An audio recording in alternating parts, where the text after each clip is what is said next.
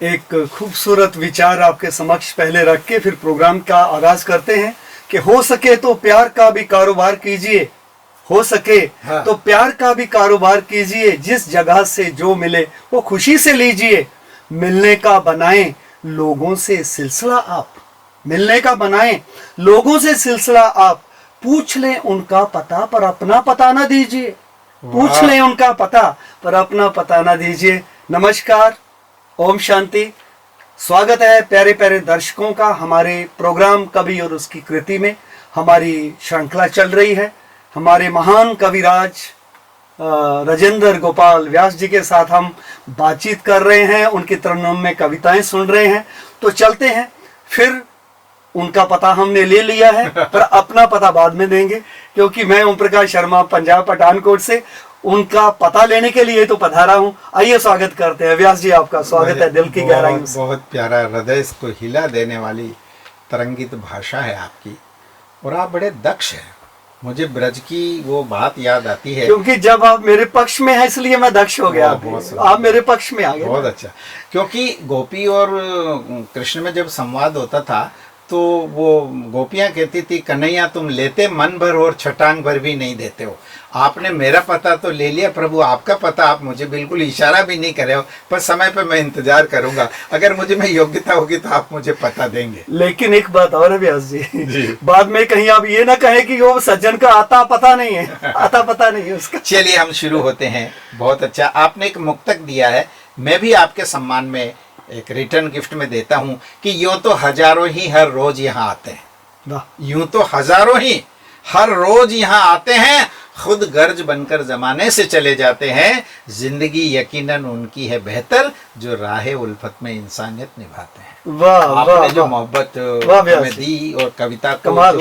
जो हाइट आप मुझे इसमें जो खुशबू आप बिखेर रहे हैं, मैं आपका धन्यवाद दूंगा। आइए अपन गीत पे चर्चा करते हैं। मैं अभी ये समझता हूँ कि पहले जो आपने भजन की एक महिमा बताई और जो वजन है, चाहे वो दिमाग पे हो या शरीर पे हो, बहुत सुंदर।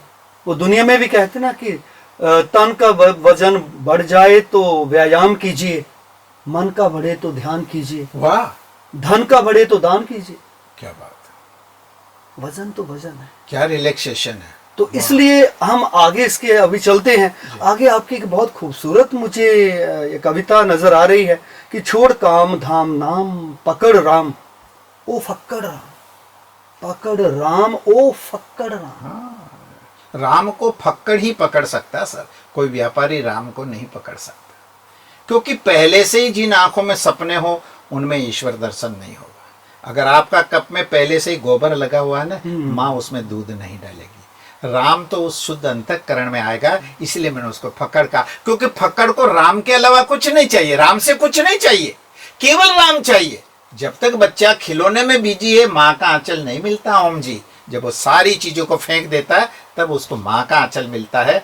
यही इसका तथ्य है कि छोड़ काम धाम नाम, सारी शोहरत पद प्रतिष्ठा जिस दिन त्याग दोगे ना, क्योंकि इस पर, इस सिंहासन पर हमने मुनिम को बिठा दिया, मालिक को नहीं बिठा। राम को पाने के लिए फक्कड़ बनना पड़ेगा, बहुत जरूरी है, बहुत जरूरी। फक्कड़ कहते हैं उसको जो कुछ भी नहीं चाहता सिवाय परमात्मा के, और हम तो दोनों हाथों में लड्डू चाहते हैं। हम इतने चतुर लोग हैं सर कि आधी मुर्गी का शोरबा और आधी का अंडा चाहते हैं, ऐसा नहीं होगा।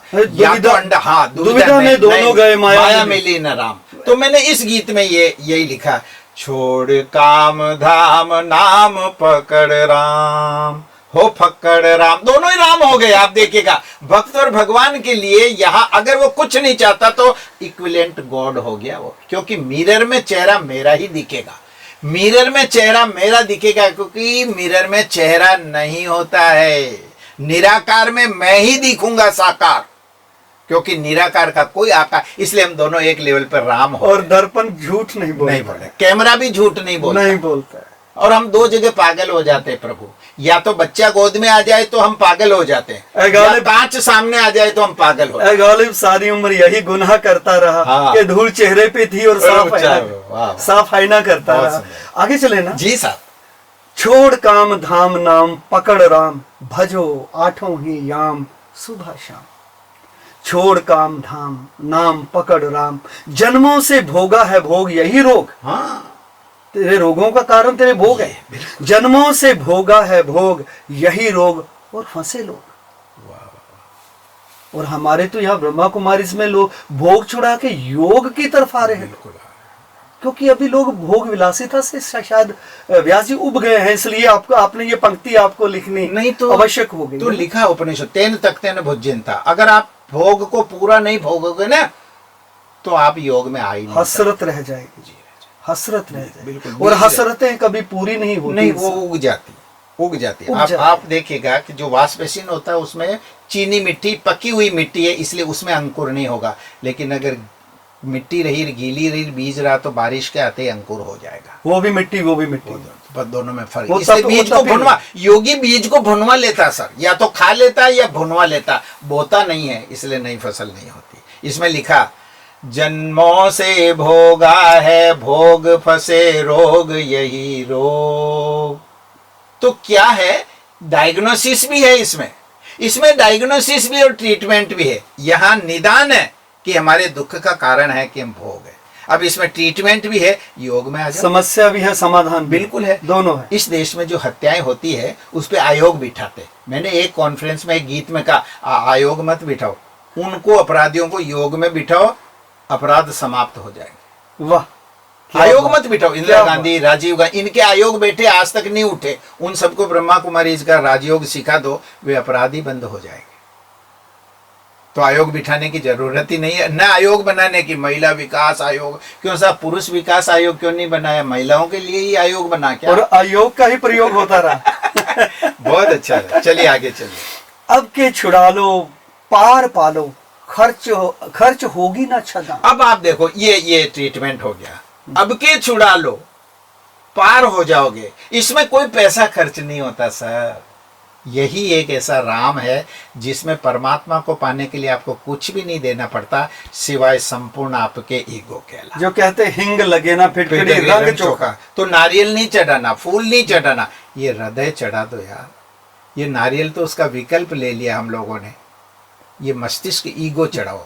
नारियल, अब क्या? हाँ, नारियल, हाँ, नोरियल। नहीं, रियल नहीं है। वो नहीं है, Everything वो is false. बिल्कुल हमारी साजिश है False उसके and पीछे। fake. हाँ, तो अब के छुड़ा लो, ये एकमात्र अवसर है आपके पास, अब नहीं आएगा। ये 84 लाख योनियों के बाद ये जो गिफ्ट मिला है परमात्मा और माता पिता की कृपा से, इसे आपकी योग्यता से नहीं मिला, कृपा से मिला। इसलिए अब के छुड़ा लो, पार पालो, खर्च होगी ना छदाम। छोड़ काम धाम, नाम पकड़ राम, आपकी तरह हो फकड़ राम। वाह, आगे बढ़िए। लेकिन ऐसे जी। है व्यास जी जी। कि मुझे एक जो आपने ये इस कविता में जो आपने एक लोगों को इशारा दिया और दिशा दी है, उस पर मुझे ये था कि दोस्तों को ही ना राहों में पुकारे जाइए, दोस्तों को ही ना राहों में पुकारे जाइए, अपनी मंजिल पे अपने सहारे जाइए। बहुत सुंदर। आपने अपनी कविता पे, इस कविता पे लोगों को पांव पे खड़ा कर दिया, मुझे ऐसा लगा। इसका क्योंकि रोग का निदान आपने दे दिया साथ। अब इसका आगे का जो लास्ट, क्योंकि अगर वो लोग फंसे हैं इसमें, भोग में फंसे हैं, तो भोग में फंसने के बाद कि क्या गया, अब की बार छुड़ा लो, पार पालो, खर्च होगी ना छदा। क्योंकि लोगों को ये भय रहता है कि हर चीज पैसे से मिलती। यही देखिए, आप ऑक्सीजन फ्री मिलती है राजा, लेकिन डायलिसिस पे और जब वही सिलेंडर में बंद हो जाता तो महंगी पड़ती फ्री है। तब है जब वो खुली बेहद में है। बिल्कुल। और जब वो सिलेंडर में घुस जाती है, बिल्कुल। वेंटिलेटर पे और डायलिसिस पे आपको बहुत पैसा खर्च करना पड़ता है, ये ऑक्सीजन फ्री मिल रही है। ये मेरी कविता का। और प्रसाद फ्री मिलता है, मिठाई खरीदनी पड़ती राजा, ध्यान रखना। क्या बात? ये प्रसाद है। मेरी ये किताब भी बिकती नहीं है, ये मेरे गुरु ने छपाई रखी है, मुंगेर आश्रम ने, स्वामी जी ने। ये प्रसाद में बिकती है, इस पे मूल्य लिखा है, पर यह है अमूल्य। कोई स्वीकार कर ले तो मैं धन्य होता हूँ। और राष्ट्रपति से, उपराष्ट्रपति से हाथ मिलाने के बाद ओम जी, अब तो मैं जिससे भी हाथ मिलाता हूँ वो मुझे राष्ट्रपति नजर आता। वाह, वो वाइब्रेशन आज भी मेरे हाथों में, वो स्पंदन है वो कि इतनी बड़ी शख्सियत से मैं हाथ मिला के आया, तो अब जनसाधारण से भी हाथ मिलाऊंगा वो तो मेरे सौंधी लिए सी खुशबू आ जाएगी। फिजाओं में अभी तक भी घुलती, कानों में आती है। क्या बात है, क्या बात है। कितने थे कितने थे माता पिता, भगिनी, सुत और बनिता। हाँ। ये भी सब सपना है, जग हाथ ले ले अब गीता। तो सुनो संतों, तो संतों का सुन ले पैगाम छोड़ रहा। अब आप, मैं इसको गा के बताता हूँ। कितने थे माता पिता भगिनी सुत और बनीता। पूर्व जन्म में न जाने हम कितनी बार किसके माता पिता पत्नी बच्चे बने। वनिता का स्त्री हाँ। कितने थे माता पिता जन, क्या एक मिनट मुझे दे। कितने थे माता पिता भगिनी सुत और हाँ, भगिनी बहन, भगिनी बहन, वनिता स्त्री। कितने व्यास जी, ये इतना मुश्किल शब्दकोश आप कहाँ रखते हो? नहीं, ये सरल शब्द है सर। चूंकि आप हिमाचल से हैं तो इसमें आंचलिक पुट भी आता है। वे शुद्ध हिंदी के शब्द हैं ये, जो ऑडियंस समझ जाती है। लेकिन ये जो शब्द है ना आपके, जी, ये दृश्यमान कब हो उतरते हैं। ये सुनार जैसे हीरे ऐसे हम चिपकाते नहीं है। अंतःकरण शुद्ध होने के बाद अस्तित्व झरता है, वही आता है, वो निराकार हम में बोल जाता है। हमें नहीं पता सर, हमें नहीं पता कि ये कहाँ से आता। चलिए तरन्नुम आप कह रहे थे। कितने थे माता पिता भगिनी सुत और बनीता, ये भी सब सपना है जाग। ये वर्तमान में भी तो हमारे माता पिता पत्नी बच्चे हैं, ये भी लाइक ए ड्रीम। मैं इन्हें इनकी सेवा के लिए आया हूँ सर। ज्यादा इनसे मेरा अटैचमेंट नहीं है, क्योंकि मुझे इनको भी छोड़ के जाना है। हाँ, जाना है। तो ये भी सब सपना है जाग जाग, हाथ ले ले अब गीता। काम तो गीता आएगी, नष्टो मोह स्मृति लब्धा। तो संतों का सुन ले पैगाम, छोड़ काम धाम। संतों ने यही बात कही, क्योंकि उन्होंने जीवन जी करके, कृष्ण गीता जी है। संतों का सुन ले पैगाम। हम कहाँ सुनते, हम तो रिश्तेदारों का फोन सुनते हैं। हम तो अपने आत्मी बिजनेस वालों का, आप मुझे कितने कवि सम्मेलन कब दिला रहे, मैं नहीं सुनता। मैं तो आप जैसे संतों का सुन के दौड़ के आ गया। राजा के ओम जी आ रहे हैं और पीस म्यूजिक पर उनसे मेरा राम और भरत का मिलन, मुझे तो लगता है पंचवटी में आ गया हूँ राजा में, वापस रिपीट हुआ है। मुझे तो मेरा आपका यही अंदाज मुझे भा गया। इसलिए मैं तो ये कहता हूँ कि आपकी कविताओं में वो रस है व्यास जी। आपकी कविताओं में दूसरों को अपने वश में करने की जो एक वृत्ति है ना जी, वो बहुत कम कवियों में मिलती है। और सबसे बड़ी बात, आपके जो शब्द होते हैं ना, उनमें एक गहराई है। गहराई इस बात की है कि जैसे आगे पढ़ते हैं हम जी, प्रारब्ध होगी तो खलिहान गोद में आएगा। वाह वाह वाह। जो छूटना है छूटेगा, संग नहीं जाएगा। तो भजन बिना काम नहीं आएगी चाम, छोड़ काम धाम। चमड़ी काम नहीं जी। अब प्रारब्ध कहते हैं, अगर आपकी एफडी है तो ब्याज आपके घर आएगा। प्रारब्ध होगी तो खलिहान गोद में। आपको न खेत जोतना न बीज बोना है, ट्रकों की भर भर के गेहूं की चावल की बोरियां आपके घर आ। जैसे आपके हक में मैं आया हूं, आप मेरे हक में आए। मैंने कौन सा एफर्ट किया राजा? आप तो फिर भी दूर से किराए चला के आए, मैं तो बिल्कुल पास से आया। बोलो मेरा प्रारब्ध नहीं है? किसी जन्म का होगा मेरा बाप का पुण्य क्या मिले। प्रारब्ध होगी तो खलिहान गोद में आएगा। जो छूटना, मेरा घर छूटा, आपका घर छूटा कि नहीं छूटा? अगर वो नहीं छूटता तो क्या इस डाइस पे हम मिलते? पूरा वर्ल्ड आपको और मुझे सुन रहा। एक बात और व्यास जी, बेशक हम दोनों का घर छूटा, लेकिन हमारे घर का कोई भी मेंबर ये करने से रूठा नहीं है कोई। क्या बात है, ये उनकी ये तो नवाजी। देखिए आपके घर वालों ने भी सहर्ष आपको बिल्कुल दिया और हमें भी भेजा है कि जाइए व्यास जी आ रहे हैं। बिल्कुल। तो व्यास जी लोगों की अपनी कविताओं के द्वारा प्यास बुझाएंगे। तो चलिए व्यास जी, अभी समय की पाबंदी है, आपकी फिर नई कविता के साथ आगे हम जरूर मिलेंगे।